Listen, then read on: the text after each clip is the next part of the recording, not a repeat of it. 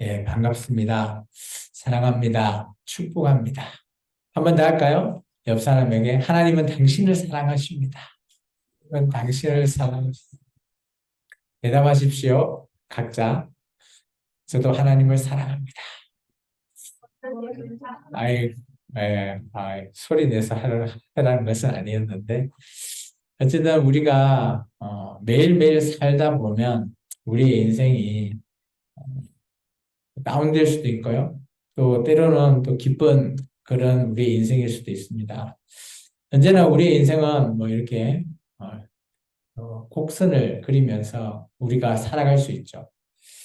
오늘 드리시는 이 예배 속에서도 그런 주님을 찾고 주님 가운데서 정말 우리가 어떻게 살아가야 되는지 나의 인생을 찾는다면 우리의 인생이 굴곡 같을지라도 주님이 함께 한다라는 그런 믿음 가운데 우리가 삶을 이루고 살아가기를 원합니다.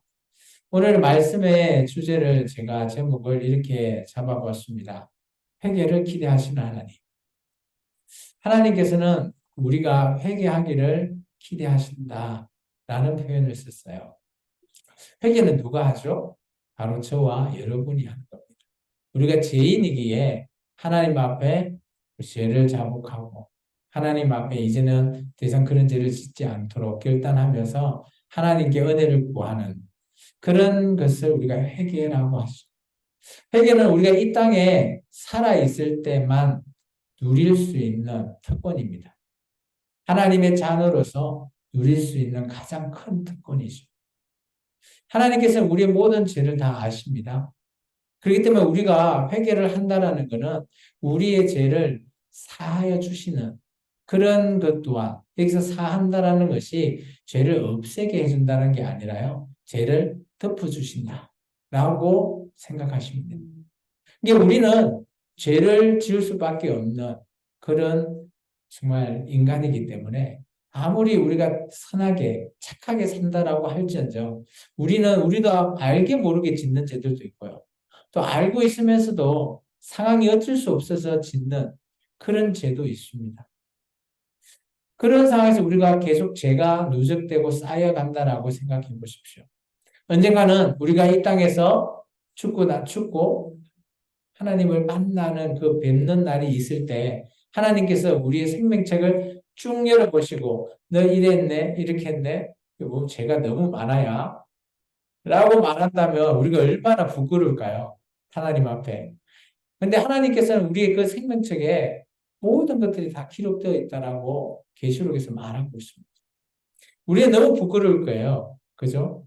그렇지만 예수님께서 얘기하시잖아요. 사해 주신다. 이 산다는 게 그 죄를 덮어 주시겠다는 거. 이게 죄에 대한 우리의 짓는 그 죄가 사라지는 건 아니에요. 하나님의 은혜로 덮어진다라는 겁니다. 그래서 우리는 그러면 죄를 짓는데 이제 회개하면 우리가 또 죄를 짓도 되겠네. 이렇게 오해하시면 안 된다라는 것을 제가 말하고 싶어요.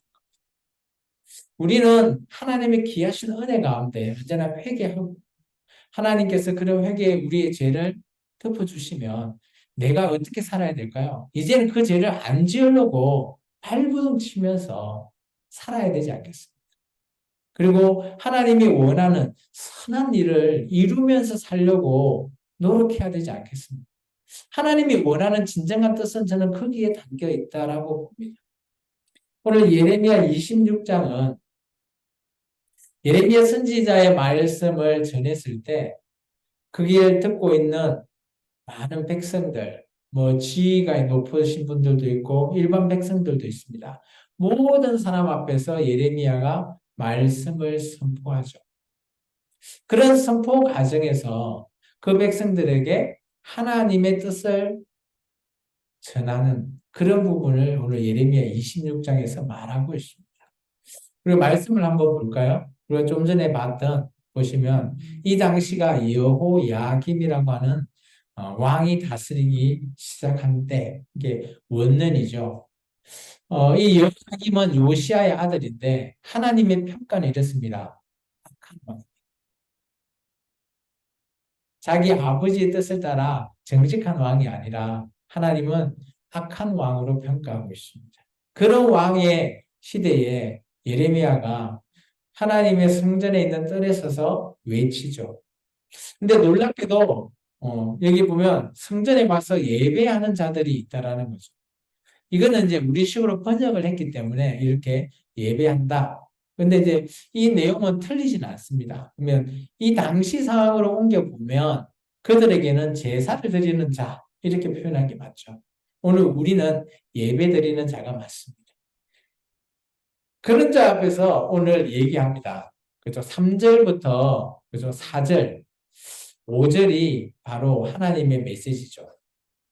보시면 듣고 혹시나 각각 그 악한 길에서 돌이킬 수 있지 않겠나. 이게 하나님의 뜻입니다. 하나님은 지금 뜻을 정해놨어요. 어떤 거요? 내가 내 백성에게 재앙을 내리겠다. 왜 그런지 이유가 뒤에 나옵니다. 하나님을 순종하지 않기 때문이죠. 4절의 말씀 볼까요? 4절의 말씀 보면 나를 순종하지 않았죠. 그리고 하나님이 줬던 그 십계명의 율법을 행하지도 않았어요. 그리고 놀라운 거는 예레미야와 같은 많은 선지자들을 보내서 순종하라고 말했지만 그들은 순종하지 않는데. 이게 하나님의 백성은 하나님의 말씀을 제대로 듣고 알아듣고 순종해야 되는 거죠. 근데 내가 알아듣지 못하면 하나님도 답답하시겠죠. 그래서 사람들을 보내서, 선지자죠. 보내서 알아들을 수 있게끔 말하는 겁니다. 그런데 그런 것까지도 다 완벽하게 차단해버리네. 그러면 어떤 말을 듣기를 원할까요? 저는 이렇게 생각합니다. 자기가 원하는 말, 자기에게 정말 좋은 말, 이런 말만 원한다는 거죠. 그렇다면 4절과 5절에 나왔던 예레미야의 메시지는 어떤 메시지일 것 같아요? 이들 백성들이 원하는 말이었을까요? 아니라는 거죠. 그러다 보니까 하나님께서 결정을 내려버렸어요. 6절에. 지금 이 예루살렘이라고 하는 이곳이 실로와 같게 하겠다. 이 실로라는 게 옛날에 성막이 있었던 곳입니다. 혹시 사무엘 기억나시나요? 사무엘이 실로에서 하나님의 말씀을 들었죠. 그런데 그 실로가 현재 이 예레미야 때는 어떤 상태인가 하면 어떤 상태일 것 같아요? 아무것도 없는 허벌판 그런 상태로 생각하면 됩니다. 그러면 이게 뭐 어떤 의미인지 이해가세요? 예루살렘이 어떻게 될 거라고요? 허벌판이 되어버리겠다는 거죠.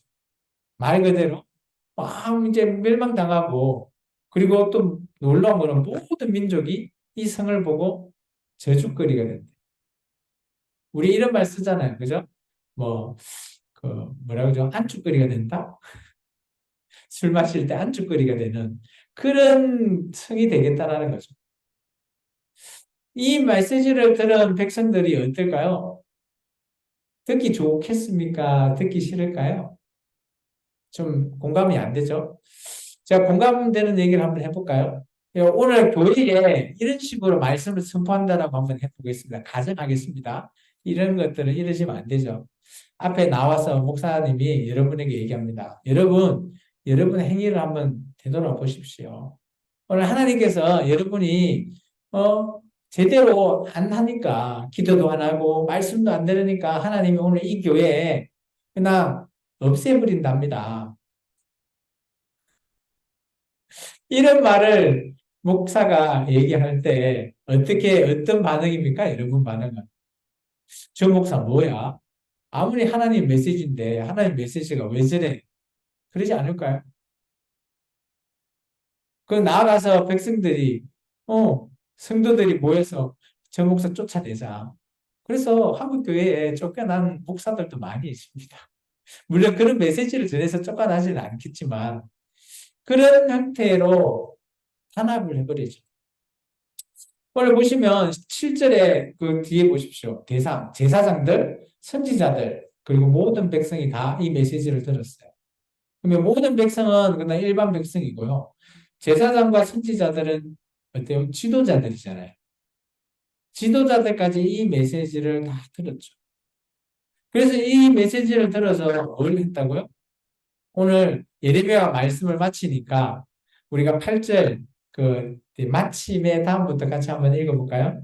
제사장들과 선지자들과 모든 백성이 그를 붙잡고 이르되 내가 반드시 죽어야 하리라. 저는 이 말이 물론 백성들 입장에서는 좀 당연해 보입니다. 왜 그럴까요? 백성들은 이때까지 예레미야가 이런 말 들을 때 다른 선지자들은 다른 말을 해왔거든요. 백성들의 길을 막는 말. 예레미야 저 사람 하는 말 이단이야. 듣지 마. 하나님이 우리와 함께 성전에 계시는데 아무리 예고에서 쳐들어 본다고 우리가 멸망할 것 같아? 절대 하나님은 그렇게 우리를 두고 보실 분은 아니야. 라고 말하는 거죠. 그러다 보면 백성들은 그래, 그게 맞는 것 같아. 저 예레미야가 전하는 말이 틀린 것 같아요. 그러니까 이 말은 또 막 다시 한 번 더 강력하게 말을 전하니까 이제 모두가 단합해서 저 예레미야 오늘 반드시 죽인다. 라고 말하는 거죠. 참 놀랍죠. 이게 우리가 성경을 읽는 우리 독자들은 예레미야가 친자인데 왜 백성들이 저럴까? 우리가 그런 상황들을 우리가 조금 많이 우리는 생각해 봐야 될 것 같아요. 현재 우리가 살아가고 있는 이 시대도 마찬가지 아닐까요? 이 시대도 지금 물론 우리 각자는 영향력이 없는데요. 뭐 정치인들이나 이런 사람들이 한마디 하잖아요. 그러면 영향력이 있어요. 근데 그죠? 정부가 하고 있는 방향과 반대 방향의 엉뚱한 말을 강력하게 주장한다고 생각해 보십시오. 그럼 어때요? 정부에서는 그자에게 막 프레임을 씌워서 가짜 뉴스를 막 해서 백성들이 매도하게끔 만들지 않을까요? 아무리 그 사람의 말이 진짜일지 팩트라도 그죠? 백성들을 오해하게끔 만들어버리는. 저는 오늘 우리가 살아가고 있는 지금 이 시대가 딱 이 시대예요. 별 차이 없다고 봅니다. 사람이 살아가다 보면 물론 지금 우리는 과학 문명이 발전이 되어서 모든 사실이 뭐가 진짜인지 가짜인지 분별하기가 물론 쉽지는 않겠지만 그래도 열심히 찾아보면 찾을 수 있어요. 근데 이 당시는 어때요? 아무것도 없잖아요. 그냥 말씀만 듣고 진짜인지 가짜인지를 분별할 수 있다라는 것, 그게 하나님의 은혜라고 저는 봅니다. 이게 백성들은 분별이 안 되는 거죠. 지도자들이 그렇게 말을 하니 분별이 되겠습니까? 제가 여러분 앞에 여러분 예배 드리실 때요, 그죠? 편안하게 드리세요. 막 그냥 뭐 예배는 그냥 예배죠. 뭐 그냥 예배만 드리면 되는 거 아닙니까? 그래서 여러분 안에 편안하게 들으시고 하나님 받으실 거예요. 이렇다고 제가 설교를 한다라고 생각해 보십시오. 근데 우리가 예배는 제가 늘 얘기하죠. 뭐 편하게 들으시든 그것은 각자의 마음이라고 저는 생각합니다. 근데 예배는 하나님이 받으신 거죠. 지금 우리가 드리시는 이 예배를 하나님이 지금 듣고 계신다. 우리가 어떤 어르신, 나이가 드신 분의 집에 가게 된다라고 생각해 보십시오. 그런 집에 가서 내 마음대로 편안하게 들어놓고 어르신이 얘기하는데 그냥 네 고개 까딱까딱하고 아니면 막 꾸벅꾸벅 잠을 자거나 졸거나 하거나 우리가 그럴 수 있어요. 앞에 두고 뭐 이게 뭐 적절한 비유인지는 알 수는 뭐 비유는 아니라고 보지만 저는 예배는 그런 거라 봅니다. 우리가 하나님을 뵙는 거잖아요. 예배가. 그래서 우리가 일주일에 한 번 이 주일 예배 때 그래도 하나님을 뵙는 날이니까 정말 우리가 마음을 다해서 하나님을 좀 뵙자. 그런 마음, 간절한 마음, 사모하는 마음을 우리에게 주시는 거 아닙니까? 이러다 보니까 오늘 이 구절에 보시면, 그죠? 어찌하여 내가 여호와의 이름에 의지하고 예언하여 이르기를 이 성전이 실로와 같게 되고 이 한편 주민이 없으리라 하느냐. 백성들이 반응해요. 반응을 통해서 도저히 안 되겠어. 그죠? 백성들이 재판을 엽니다. 우리 10절부터 12절까지 다 같이 한 목소리를 읽어볼까요? 유다의 고관들이 이 말을 듣고 왕궁에서 여호와의 성전으로 올라가 여호와의 성전 새 대문 입구에 앉음에 제사장들과 선지자들이 이 고관들과 모든 백성에게 말하여 이르되 이 사람은 죽은 것이 합당하니 너희 귀로 들은 같이 이 성에 관하여 예언하였습니다. 예레미야가 모든 말로 이 성전과 이 성을 향하여 예언하게 하셨느니라. 자, 여기 보면 앉음에 있잖아요. 유다의 고관들, 이게 지도자들이 성전 새 대문 입구에 앉는다. 이 표현이 재판석에 앉는다라고 보시면 돼요. 이게 이제부터는 우리 요즘의 재판과 같이 그런 재판은 아니지만 그래도 여기는 피고와 고소인 이런 형태로 해서 요즘 형태와 비슷하게 재판이 열렸다고 합니다. 근데 재판 장소가 우리는 법원 뭐 이런 데서 재판하잖아요. 꼭 그렇지는 않다고 해요. 많은 사람들이 있으면 그런 이런 성전이나 이런 입구에서도 재판을 충분히 한다라고 합니다. 어쨌든 간에 보면 11절에 제사장들과 선지자들이 얘기하죠. 이제 이들이 그죠? 보수자들입니다. 예레미야 죽여야 된다. 그런데 이제 고관들과 백성들에게 얘기하죠. 죽는 것이 합당하다. 그렇게 말하죠. 그런데 이제 예레미야가 그 얘기를 듣고 우리 이제 재판에 가면 그죠? 그 고소당한 사람의 마지막에 최후의 뭐 이렇게 진술을 하게끔 변론하게끔 하잖아요. 예레미야가 이렇게 얘기합니다. 13절부터 15절은 참 좀 중요한 말입니다. 같이 한번 읽겠습니다. 그런즉 너희는 너희 길과 행위를 고치고 너희 하나님 여호와의 목소리를 청정하라. 그리하면 여호와께서 너희에게 선언한 재앙에 대하여 뜻을 돌이키시리라. 보라, 나는 너희 손에 있으니 너희 의견에 좋은 대로 옳은 대로 하느니와 너희는 분명히 알아라. 너희가 나를 죽이면 반드시 무죄한 피를 너희 몸과 이 성과 이 성 주민에게 돌리는 것이니라. 이는 여호와께서 진실로 나를 보내사 이 모든 말을 너희의 귀에 말하게 하셨습니다. 보시면 예레미야의 마지막 최후의 저는 변론 같아요. 이스라엘 민족에게 너희 지금 하고 있는 그죠? 길과 행위를 좀 고쳐라. 그거 잘못된 거다. 라는 거죠. 요즘 같으면 그런 거죠. 가짜뉴스 듣고 동요하지 말라는 거예요. 진짜 그런 팩트를 조금 찾아라라는 거죠. 그리고 그러므로 해서 여러분의 생각을 바꾸면 여러분이 하나님 여호와의 목소리를 듣게 되는 거죠. 제대로 듣는 목소리를. 근데 그 목소리를 청종하라는 거예요. 청종은 맨날 듣는 게 아닙니다. 듣고 그 말을 새기는 것을 얘기합니다. 이게 하나님의 말씀을 여러분의 마음 안에 새기십시오.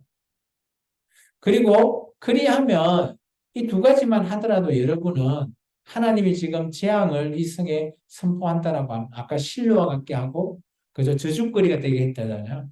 그런 모든 것 뜻을 하나님께서 돌이키신답니다. 예언이죠. 메시지가 예언적인 메시지입니다. 그렇게 얘기하면서 예레미야는 이렇게 얘기합니다. 제 이 메시지는 진짜 하나님이 준 거 맞습니다.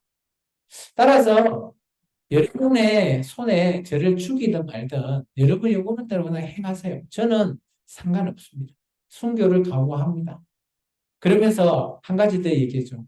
저는 정말 하나님의 선지자로 이걸 전했으니 제가 순교하는 거 이건 아마 여러분이 무죄한 피를 흘리는 거와 똑같을 겁니다. 라고 말하는 거죠. 예레미야가 이 메시지를 전할 때 아마 비장한 각오로 전하지 않았을까요? 이 말 전하고 죽을 수 있는 거죠. 조금 있으면 예레미야와 동일한 메시지를 전한 자 중에 죽은 자가 있거든요. 순교자가 있습니다. 아마 그런 메시지를 예레미야는 알고 있을 수 있어요. 그러다 보니까 예레미야도 뭐 마치 바울이 그죠? 마지막 그 디모데 후서를 쓸 때 디모데한테 말했던 것처럼 그죠? 나 순교 각오하고 있다. 그러면서 디모데에게 이렇게 했잖아. 너도 나 따라 고난을 받아라. 뭐 그런 말을 전한 것처럼 오늘 예레미야도 나중에 그 이름이 우리야라고 하는 선지자입니다. 나도 우리야와 같이 똑같은 메시지를 전했다거든요. 나도 그런 순교 각오하고 있다라는. 여러분의 뜻대로 여러분이 판단해요. 그러다 보니까 이런 얘기를 들었던 많은 사람들이, 그죠? 어떤 얘기가 오갈까요? 좀 의견들이 여러 가지 있겠죠. 그 의견에서 첫 번째, 무죄를 주장하는 자들이 등장했습니다. 16절, 17, 16절만 읽어볼까요? 읽겠습니다. 고관들과 모든 백성이 제사장들과 선지자들에게 이르되 이 사람은 우리 하나님 여호와 이름으로 우리에게 말하였으니 죽일 만한 이유가 없다. 이게 고관과 백성이 아까 들었잖아요. 제사장과 선지자들이 고소했으니까. 그들이 아마 어떻게 보면 배심원들 같아요. 그들이 이자는 무죄인 것 같아요. 왜냐? 하나님의 말씀을 전한 거 맞다라는 거죠. 그런데 그렇다면 예레미야가 하나님의 말씀을 전한 게 맞다라고 판단이 되어지면, 그죠? 이들은 제대로 분별한 자들 맞죠. 그죠? 그런데 또 그와 반대되는 사람이 있는 것 같아요. 17절에 보면 장로들 몇 사람들이 이렇게 얘기합니다. 이제 예를 좀 들어서 얘기하는 거죠. 근데 이 사람들은, 이 장로들은 예만 드는 것 같아요. 이 사람이 무죄다, 아니다, 뭐 이렇게 판단하는 건 아닌 것 같고요. 근데 이 예를 드는데 요즘 같으면 이제 검사 같은 그런 사람이겠죠. 첫 번째 사건을 가지고 옵니다. 우리 미가 아시죠? 미가. 그죠? 이사야 시대 때 같이 활동했던 선지자 중에 미가라고 선지자 있죠. 미가의 선지자는 뭘 선포했죠? 지도자들이 고발을 했어요. 백성들 앞에 지도자들이 부패됐다. 그들이 우리나라를 멸망시키고 있어요. 라는 그런 행태를 취했을 때, 그죠? 미가를 어떻게 했을까요? 지도자들이 죽였을까요? 살려뒀을까요? 그 예를 가지고 온 겁니다. 우리 18절에서 19절까지 같이 읽어볼까요? 유다의 왕 히스기야 시대에 모레세 사람 미가가 유다의 모든 백성에게 예언하여 이르되 만군의 여호와께서 이와 같이 말씀하셨느니라. 시온은 바같이 경작지가 될 것이며 예루살렘은 돌무더기가 되며 이 성전에 사는 산당의 숲과 같이 되리라 하였으나 유다의 왕 히스기야와 모든 유다가 그를 죽였느냐 하니 히스기야가 여호와를 두려워하여 여호와께 간구하며 여호와께서 그들에게 선언한 재앙을 대하여 뜻을 돌이키지 아니하셨느냐. 우리가 이와 같이 우리의 생명을 스스로 심히 해롭게 하는 것이다. 미가의 예를 들었을 때는 잘 보시면 미가가 이 예루살렘이 돌고되기 뭐 산이 숲이 되고 이게 멸망당할 거다라는 메시지는 동일하잖아요. 그런데 그때 왕은 누구였어요? 우리가 잘 아는 히스기야 왕이었어요. 히스기야 왕이 오늘 하나님께 기도를 했죠. 간구했다라고 합니다. 근데 이때는 언제인지 정확하게 알 수는 없어요. 아마 시기적으로 봤을 때는 대략 이 하나님께 히스기야 왕이 성전에 가서 기도했을 때라고 본다면 아마 아수르 사내립이 예루살렘을 둘러싸고 있는 그 시대 정도로 보여집니다. 그때 하나님 앞에 히스기야가 어때요? 그 아수르 군대에 그 편지를 갖다 놓고 하나님 앞에 무릎 꿇고 막 기도했잖아요. 그때 이사야 선지자가 와서 얘기했잖아요. 그죠? 그러면서 하루아침에 18만 5천 명이 죽는 하나님이 해결해 버리는 그 사건, 그거하고 연동을 할 수 있을 것 같아요. 그때 어때요? 그 히스기야 왕이 미가를 죽이지 않았냐. 우리가 뭐 이와 같이 한다는 게 뭔가 하면 이와 같이 이 예레미야도 마찬가지 하나님 메시지를 전했으니까 죽이면 안 돼요 라고 하는 예를 가지고 왔습니다. 어떻습니까? 맞는 것 같죠? 예레미야가. 근데 두 번째 예는 조금 다른 예를 갖고 옵니다. 보면 20절 보시면 기랏 여아림 스마의 아들 우리야라고 하는 사람의 예를 갖고 왔는데 이 사람이 어떤 메시지를 전했는지 뒤에 나와요. 그가 예레미야의 모든 말과 같이 경고했다는 거죠. 예언했어요. 그럼 지금 예레미야가 그 성전들 앞에 전했던 그 메시지를 동일하게 우리야도 전했다라는 거죠. 그때 21절에 보면 대상자가 나와요. 왕, 여호야긴, 그리고 모든 용사, 모든 고관. 고관이 다 이 메시지를 들었대요. 근데 지금 우리가 아까 잘 한번 보시면 예레미야가 성전에서 전했을 때는 왕이 빠져 있어요. 근데 이 우리야가 전할 때는 왕이 그 메시지를 들은 거죠. 그 메시지를 듣고 어때요? 똑같은 반응을 한 거예요. 예레미야가 전하나 우리야가 전하나 어때요? 저 사람 죽여야 돼. 저 메시지 전하는 저 선지자 반드시 죽인다. 그런데 이 여호야김이 악한 왕이라고 하는 이유가 여기 나온 것 같아요. 잘 보시면 우리야가 죽이려고 하는 거 알고 애굽까지 도망갔습니다. 그런데 놀랍게도 23절 한번 같이 읽어볼까요? 그들이 우리아를 애굽에서 연행하여 여호야김 왕에게 그를 데려오매 왕이 칼로 그를 죽이고 그의 시체를 평민의 묘지에 던지게 하였다. 그 어때요? 죽여버렸습니다. 순교했죠. 우리아는. 근데 똑같은 메시아를 지금 누가 전하고 있다고요? 메시지를 예레미야가 또 전하고 있어요. 그러니까 예레미야가 메시지를 많이 전했던 것 같아요. 근데 그 메시지가 옳다라고 하는 또 다른 요즘 같으면 목사님이 동일한 메시지를 또 전하는 거죠. 순교를 각오하고. 그렇다면 그 시대가 진짜 선지자가 보기에는 너무 악한 거죠. 하나님은 이렇게 하면 안 된다라는 것을 이 선지자도 분별하는 거예요. 그러니까 여러분 한번 잘 생각해 보십시오. 이 시대를 살아갈 때 사회가 악해도 그래도 하나님의 진리를 깨닫는 자가 있다라는 거예요. 아무리 가짜 뉴스가 팽팽해도 뭐 예수 믿어요, 뭐 인터넷, 뭐 이런 많은 것, 뭐 SNS를 보더라도 가짜 뉴스가 퍼져 있잖아요. 그래도 그걸 보고 진짜가 뭔지를 분별할 수 있는 사람들이 있다라는 거죠. 아까 고관과 백성 중에서도 이 사람 무죄야 라고 주장했던 그런 사람들. 그리고 우리야라고 하는 이 사람도 예레미야 이 사람이 전하는 메시지가 맞아. 나도 동일하게 전할래. 자기도 선지자니까 전하는 거죠.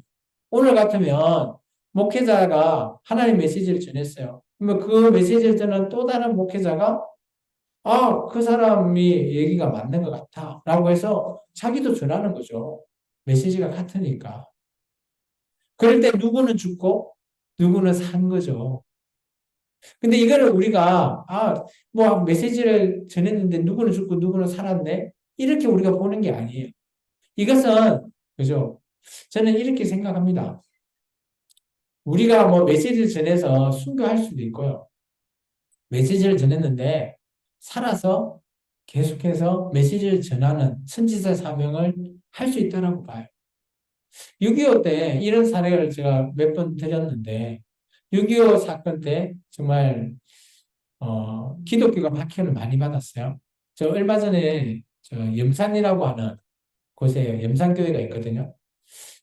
기독교 최대 성지라고 해서 77명이 순교를 당했어요. 어린아이뿐만 아니라 어른들까지. 그 앞에가 바다에 바다. 돌에 이렇게 묶여져서 딱 던져버린 거죠. 공산당이. 그죠? 말을 제대로 안 들으니까 박해를 받은 겁니다. 그래서 아마 단독으로는 가장 순교를 많이 한 교회가 그곳이라고 합니다. 다음에 우리가 기회가 되면 같이 한번 그곳을 방문해 봤으면 좋겠어요. 어쨌든 간에 그때에 잘 생각해 보면 오늘과 똑같죠. 이 염산이라고 하는 교회는 그 공산당이 하는 그 말을 틀리다. 나는 하나님의 메시지를 듣겠다라는 거죠. 그게 순종하겠다라는 거죠. 그러다 보니까 그분들은 순교를 했죠. 그런데 또 다른 교회들은, 그죠? 그런 공산당이 왔을 때 피난을 갔다고 합니다. 그러면 그 목회자와 성도들이 같이 또 피난해서 또 다른 교회를 이루고 지금 이제 현재 막 큰 교회 목회자들로 또 서 있는 그런 분도 있다고 해요. 이제 그런 분은 또 그런 사명을 감당한 거죠. 이게 오늘 26장에 나오는 우리야와 예레미야가 그런 애라고 저는 봅니다. 하나님의 뜻이 순교에도 있을 수 있고요. 그렇지 않고 또 다른 길도 있다고 봅니다. 이게 우리 인생도 저는 마찬가지라고 봐요. 우리가 어떤 길을 택하나 이런 것이 정말 중요하죠. 하나님은 강요하시지 않아요. 여러분이 선택한 그 길에 하나님이 함께 하신다는 거죠. 내가 순교의 길을 택하면 순교하는데 하나님이 함께 하시고요. 내가 또 다른 피난을 통해 또 다른 하나님의 복음을 전하겠다라고 하면 그 길에 하나님이 함께 하실 줄 저는 믿습니다. 성경은 많은 예를 들고 있어요. 바울이 그죠?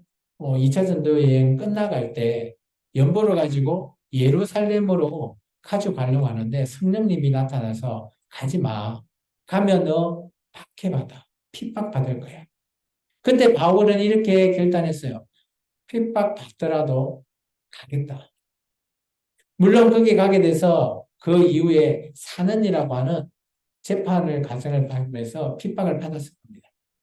그렇지만 바울은 그 결단을 통해서 예루살렘에 가게 되었죠. 그때 많은 자들이 성령님이 말하십니다라고 얘기하면서 가지 말라고 했다라고 계속 조언하던 분들도 많이 등장해요. 물론 그분 말이 틀린 게 아니에요. 맞죠? 결론적으로 보면 맞습니다. 바울은 박해를 받고 핍박을 받는 게 맞지만 바울은 자신이 결단을 한 거죠. 선택에 있어서 내가 이 선택을 하면 그렇다고 성령님이 나와 함께 하지 않는다? 아니요. 우리가 주님을 그죠? 우리의 주님으로 모시고 이렇게 살아간다면 내가 어떤 선택을 해도 주님은 우리의 그런 언약을 깨지 않으실 분이라고 저는 믿습니다. 그래서 오늘 말씀을 통해서 봤어도 하나님 앞에 우리는 결론만 보고 저 사람은 왜 순교하고 이 사람은 왜 살아남았지? 이렇게 판단하지 마시라는 거예요. 하나님은 우리에게 회개하시기를 원해요. 왜 그럴까요? 하나님의 사람이 되기를 원하신다는 거예요.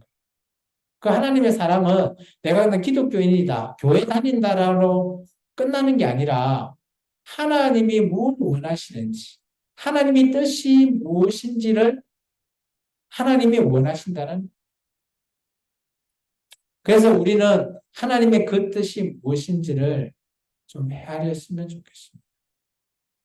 그러면 성경에서 하나님이 뜻을 돌이킨 적이 있나? 라고 한번 생각해 보면 언제일 것 같아요? 우리가 잘 아는 요나스에 등장합니다. 우리 성경 한번 찾아볼까요? 요나서. 요나서 3장이 있거든요. 구약 성경 1289쪽에 있습니다. 요나서 3장 보시면 이제 하나님께서 요나 보고 니느웨라고 하는 이방 나라, 아수르 나라에 그 성에 돌아다니면서 외쳐래요. 이 나라 멸망당한다. 근데 이제 이 사흘 길을 가야 되는데 하루만 외치고 끝냈답니다. 그때 그 얘기를 들었던 사람이 왕한테 얘기하게 되고요. 왕이 또 그것을 듣고 나서 모든 보시면 7절에 보시면 왕이 조서를 내려서 금식을 씁니다. 그리고 나서 그죠? 우리 8절부터 9절, 10절까지 한번 읽어볼까요? 사람이든지 짐승이든지 다 굵은 베옷을 입을 것이요 힘써 하나님께 부르짖을 것이며 각기 악한 길과 손으로 행한 강포에서 떠날 것이라. 잠깐만요. 이게 뭐예요? 회개입니다. 우리가 이때까지 했던 악한 길 돌이키자. 금식을 선포하고 하나님께 부르짖는다는 겁니다. 이때 하나님께서 어떻게 했는지 9절과 10절입니다. 읽겠습니다. 하나님이 뜻을 돌이키시고 그 진노를 그치사 우리가 멸망하지 않게 하시리라. 그렇지 않은 줄을 누가 알겠느냐 한지라. 하나님이 그들이 행한 것, 곧 그 악한 길에서 돌이켜 떠난 것을 보시고 하나님이 뜻을 돌이키사 그들에게 내리라고 말씀하신 재앙을 내리지 않았대요. 아마 요나가 갔을 때 그들이 뜻을 돌이키지 않았으면 아수르는 멸망당하고요. 북이스라엘은 멸망당하지 않았을 겁니다. 이때 이들은 회개하게 되고 하나님께서 뜻을 돌이키십니다. 성경은 하나님께서 뜻을 돌이킨 사례가 얼마든지 있어요. 근데 정작 내가 뜻을 돌이키지 않았기 때문에, 내가 하나님 앞에 돌아가지 않았기 때문에 하나님의 일이 그냥 진행되어 버린 일이 더 많죠. 오늘 우리의 선택이 하나님과 정반대의 길을 간다면 우리는 돌이켜야 됩니다. 하나님은 우리에게 회개를 기대하십니다. 하나님이 원하시는 것은 우리가 길과 행위를 고치기를 원하고요. 우리가 생각이 바뀌기를 원하죠. 그리고 하나님은 하나님의 목소리를 듣기를 원해요. 청종하기를 원하는 거죠. 듣고 그 말씀을 순종하기를 원하시고. 그리고 하나님은 하나님 앞으로 돌아오는 돌이키기를 원하세요. 지금 우리가 할 수 있는 것은 이 세 가지입니다. 이 세 가지를 우리의 삶 가운데서 늘 하나님 앞에 초점을 맞추고 우리가 잘못 살았다면 고치고 하나님의 말씀을 우리 마음 안에 새기면서 내가 잘못했으면 돌이키는 이런 과정을 우리가 계속 반복하시라는 거예요. 그렇게 하시면 오늘 말씀처럼 하나님께서는 하나님이 재앙을 내리시기라 했던 그 뜻을 하나님은 돌이키신답니다. 이 예레미야 때는 백성들이 이것을 돌이키지 않았기 때문에 그냥 멸망의 길에 수순대로 가버렸죠. 근데 아까 요나스 말씀을 보면 니느웨 백성은 이방 백성이었지만 하나님 앞에 금식을 선포하고 회개하면서 뜻을 돌이키니 하나님께서 재앙을 내리지 않으셨죠. 놀라운 거는요. 니느웨가 언제 멸망당하는가 하면 나훔이 우리 오늘 오후에 나훔서를 본 건데 나훔서 때 니느웨가 멸망당합니다.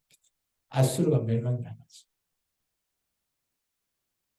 참 하나님은 그죠?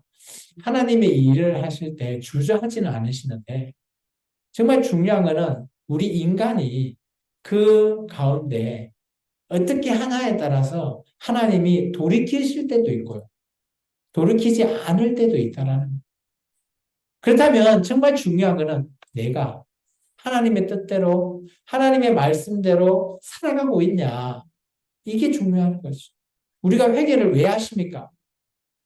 죄를 안 짓기 위해서 회개를 한다라고 하지만 그것은 내가 죄를 안 짓는 게 아니라 내가 하나님 앞에 그죠?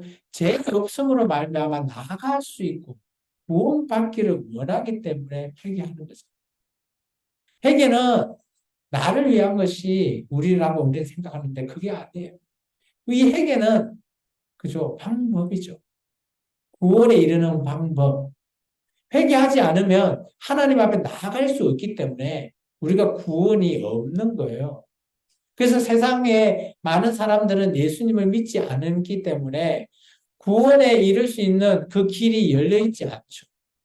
우리가 회개함으로 예수님과 함께 하기에 우리가 구원으로 갈 수 있는 그 길이 열려 있기에 우리는 구원받는다라고 말하는 거예요. 구원은 우리에 있어서 진행형입니다. 과거형도 아니고요. 현재형도 아니고요. 현재 진행형으로 우리는 가는 거죠. 미래 시점도 아니에요.